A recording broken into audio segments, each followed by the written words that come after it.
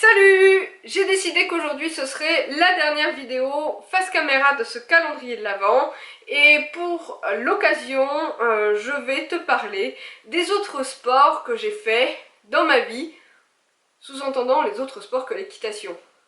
Pourquoi j'ai envie de parler de ça? Tout simplement parce que ces dernières semaines, Elion ayant été arrêté, je me suis grandement posé la question de mais qu'est-ce que je vais faire de mon gras? Et là, je me suis souvenu de toutes les tentatives sportives que j'avais faites pendant ma jeunesse.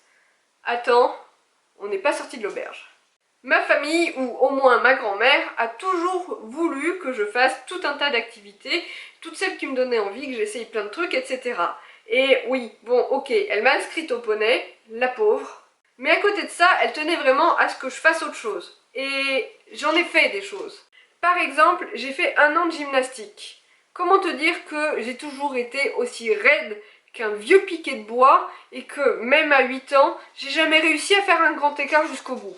J'ai aussi fait de la danse. Il y avait plusieurs types de danse possibles à faire dans le groupe où j'étais et je me souviens, j'en ai fait 2 ans et la seule et unique raison pour laquelle j'ai fait une 2e année de danse, c'est parce que il y avait des copines qui faisaient de la danse avec moi et que je voulais continuer à les voir quand même.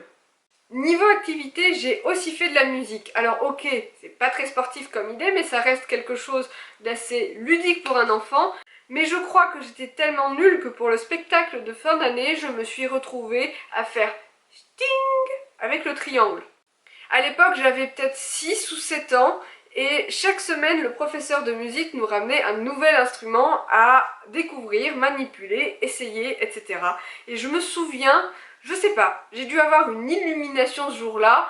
Je m'étais imaginé que le jour où il ramènerait le violon, je me déclarerais virtuose, en quelque sorte. Et j'ai souvenir d'avoir fait un bon gros comme ça, avec le violon. Et que le mec il a fait une grimace mais comme jamais. Voilà, donc je me suis retrouvée avec le triangle. Une fois par semaine j'allais à la bibliothèque et je participais à un groupe de lecture. D'ailleurs au collège plus tard je m'étais inscrite aussi au club de lecture. Mais comment te dire que quand tu fais partie du club de lecture, t'as des gamins avec des binocles comme ça et que t'as un petit peu l'affiche de tête d'ampoule pendant toute ton année scolaire. J'ai fait du théâtre pendant 1 année et mon rôle c'était un papillon. J'avais genre 3 phrases à dire et j'étais contente.